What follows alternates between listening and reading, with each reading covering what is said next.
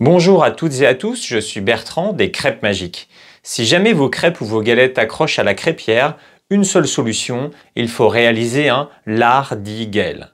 Qu'est-ce que le lardigel? C'est le nom breton qui est donné à un mélange de matière grasse et de jaune d'œuf. Historiquement, on utilisait du saindoux. Désormais, pour des raisons à la fois religieuses mais également pratiques, on va préférer avoir recours à une matière grasse végétale comme l'huile de tournesol. Le lardigel va agir exactement comme une cire. Il va empêcher la pâte à crêpes, mais surtout la pâte à galette, d'accrocher à la crêpière. Le lardigel va aussi nourrir le culottage. Il va permettre au culottage de durer beaucoup plus longtemps. Il va également gommer des petits défauts d'aspect comme les rayures. Le lardigel ne s'utilise que sur les crêpières en fonte usinée.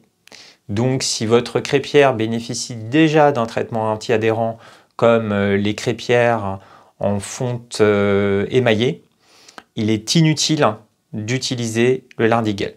Comment réaliser un lardigel? C'est très simple. Il suffit de verser un jaune d'œuf dans une assiette et de le recouvrir avec suffisamment d'huile pour éviter la formation d'une pellicule. Je vous déconseille de mélanger l'œuf et l'huile afin de pouvoir, selon la situation, prendre juste de l'huile, juste de l'œuf ou des deux simultanément. Quand et comment utiliser le lardigel? C'est fort simple. Vous allez utiliser le lardigel avec le tampon graisseur. Lorsque vous faites votre première crêpe ou votre première galette, vous prenez du jaune d'œuf et vous l'appliquez sur la crêpière. Ensuite, il y a une petite différence entre l'utilisation du lardigel pour les crêpes et pour les galettes. La question, c'est la température. Si vous êtes à 200 degrés, qui est la température recommandée pour la cuisson des crêpes, vous allez faire 9 crêpes avec juste de l'huile et ce n'est que toutes les 10 crêpes que vous allez utiliser du jaune d'œuf.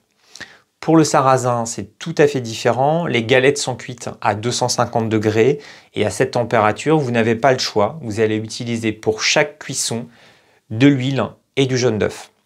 Le lardigel va rapidement changer de couleur. Il va brunir. C'est pas très joli comme vous pouvez le voir.